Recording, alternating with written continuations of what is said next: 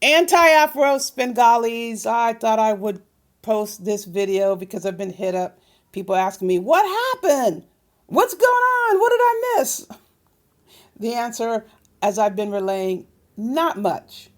This is simply the same old bullshit that has gone on with the subjects that you heard in the recent videos. And true to form, the overwhelming majority of information that's sent my way, I don't even bother responding to it. But a lot of the information is useful for future reference, for potential situations that very well may come up. So, yes, it's cataloged.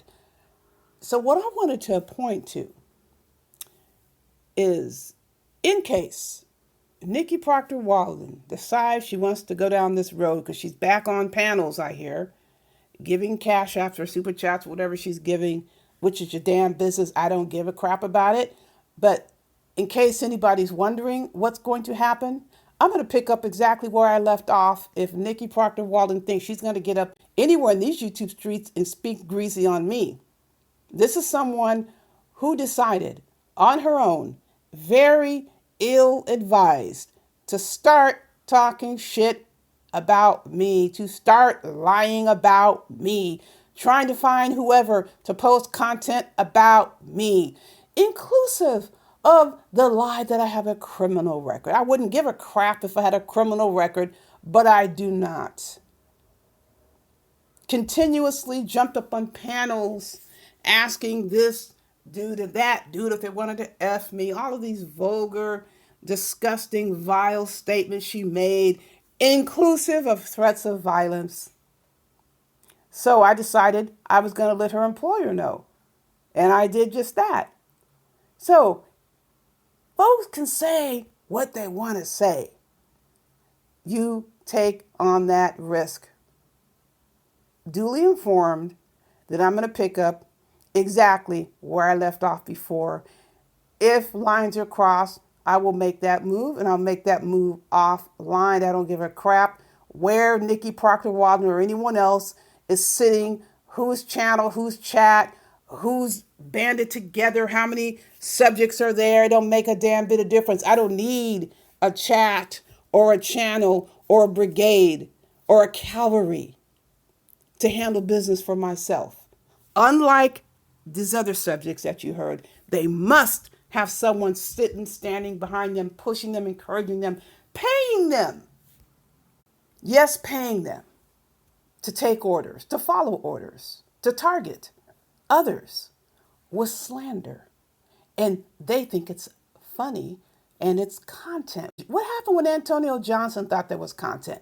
What happened when Nikki Proctor Walden thought it was content? What happened when Carrie Ann thought it was content? What happened when Let Me See Your Handcuffs thought it was content? What happened when Dumpsy D. Durrell thought it was content? Yeah, thought it was all funny. Talking greasy, slandering, harassing, threatening, targeting folks. For what reason? They thought they were going to be able to elevate themselves into a position where they'd have some sort of invincibility and nobody could say or do anything about what they were doing or saying. I have to sit here and simply take the shit that you're doing, which includes violating the law. Well, too bad. They had to learn the hard way. Whoever up here in these YouTube streets decides to let somebody on probation, on formal probation, talking about Laquan Fisher, harass them, that is them. That is their weakness. That is their lack of self-respect to let someone, especially somebody on formal supervised probation, a thief without a GED, to harass them. That is their problem. Now, let me point to the situation with Pillsbury. When do I ever sit here and ruminate and obsess over who's speaking to who behind the scenes or here in these YouTube streets? I don't give a crap. Go wherever the hell you want to go. But certainly is the case. They're obsessed about who I'm speaking to, when I'm speaking to them. They want to know the identity of every single person who is in communication. It's none of your damn business who I'm in communication with, what I say, what the purpose is.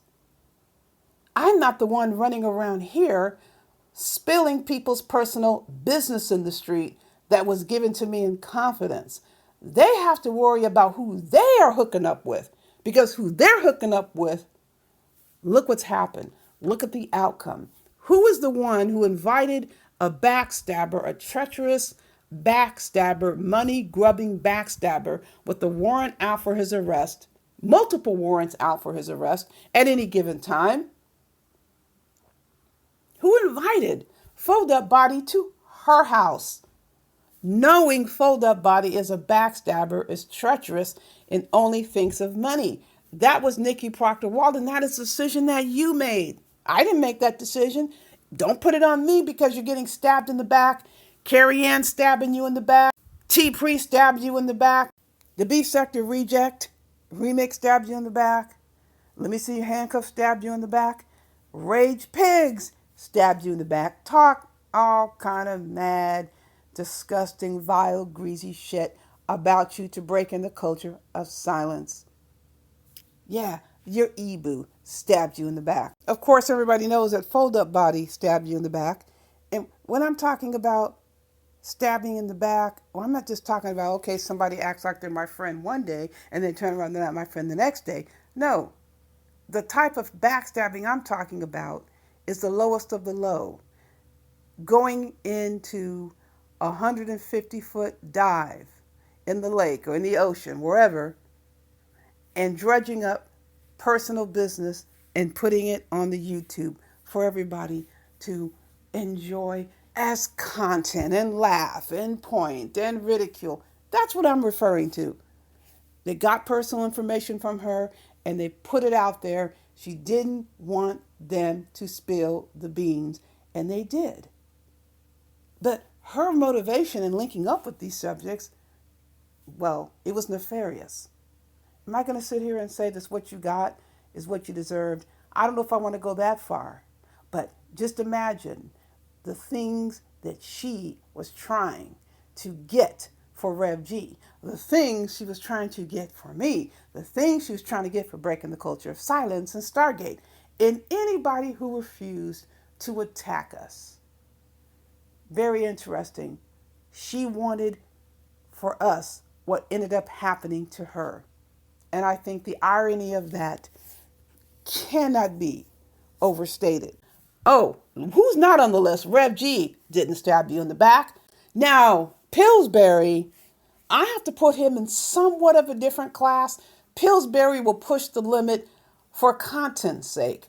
These other subjects are truly vicious and malicious in their intentions.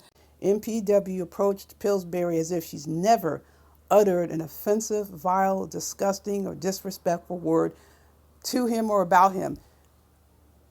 MPW would grab links, and she would do it off links as well. She would call Pillsbury a fat ass. She would call him poor. She would call him broke and dusty. She called him poverty stricken. She called him a bum. She called him a loser. You're fat and you're poor and you're greasy and you're uneducated. These are the things that MPW was saying. And she's up here surprised that Pillsbury found an opportunity for some get back. Oh my God, you didn't respect me. I am surprised. You see, they live in this world acting as if they've never done anything. And then when they have reciprocal treatment, you heard rather, this is ridiculous. I'm not playing games like that. They know exactly what they said. They know exactly what they did. Then she wants to freak out over the fact that Pillsbury decides to express feelings in an email, that he should be required to say them to her as well. Well, if he wants to say it, he wants to say it. If he doesn't want to say it. I'm just pointing out the nerve to sit here and talk shit about anybody else. Nikki Proctor Walden is running around calling someone without a GED, who didn't get a high school diploma, who's on formal probation for stealing, caught his first felony at 19. She is calling Rage Pigs, Laquan Fisher, her Ebu, and she thinks that nobody can say anything about her. And look at her poor decision making. Your poor decision making ended you up in situations where you were run off YouTube and you wouldn't even face the fools who you called your friends and they stabbed you in the back. If you think you're going to get up here and turn that over on me, let's go, Nikki Proctor Walden. Nobody's running me anywhere. I am not stupid enough to put myself at risk when I came on here and said, look, I'm going to come on here and I'm going to make damn sure I'm separating professional life, stuff I do offline that have nothing to do with YouTube. I'm going to keep it away from YouTube. What did Nikki Proctor Walden do? I got a PhD. I'm a professor. I'm a teacher. Constantly throwing in everybody's face what she does for a living and integrating that into her attacks on other people. Same thing with Carrie. Same thing with Let Me See Your Handcuffs. Same thing with Dumpsy D. Durrell. Same thing with Antonio Johnson. Same thing with a lot of other people who shall remain nameless. You decided to integrate your professional life into YouTube. What you're not going to be able to do is convince me to go along with you. You're a coward for not standing on your own and keeping a separation because you need to be accepted and hoisted and praised and massaged all day, every day about having a what? PhD? So big freaking deal. They're up here locking up judges who decide they're going to go for Donald Trump and they're going to protect illegal aliens. So these idiots throwing their careers away. Throw your career away. It's your career. Don't turn around and blame me for that. You did that. So if you think you're going to get some entertainment going, talking shit about me, well, we'll see what happens with that. It's not going to be a pleasant experience anymore than it was the last time. And Carrie Ann, you got business with Carrie Ann. Carrie Ann actually came onto the YouTube streets and told the world that she texted NPW and said, if you put any of my business in the street, I'm going to blast everything I know about you. This is what she claimed she told. You going to let somebody hold you hostage like that? Here's a scenario. They won't deal with that. Like NPW won't address that. She won't go into panels talking greasy about Carrie Ann. What you'll try to do is a diversionary move. Shift the attention and focus over to me or anybody who refuses to attack me or anyone who associates with me. Carrie Ann even said that crack Hofina dogged out NPW and stabbed her in the back. That's what Carrie Ann is saying. And she thinks because there are subjects or there are numbers, however you want to put it, subs in whose ever channel or live stream, that this is going to put her in a position to succeed with this approach. Well, you can go ahead and try it out, NPW, and see what happens. Chicken shits who refuse to address those who are actually bringing something to them, not rumors and lies, not claiming to have 1,200 emails and they never released them, not claiming to have someone's personal business when you don't.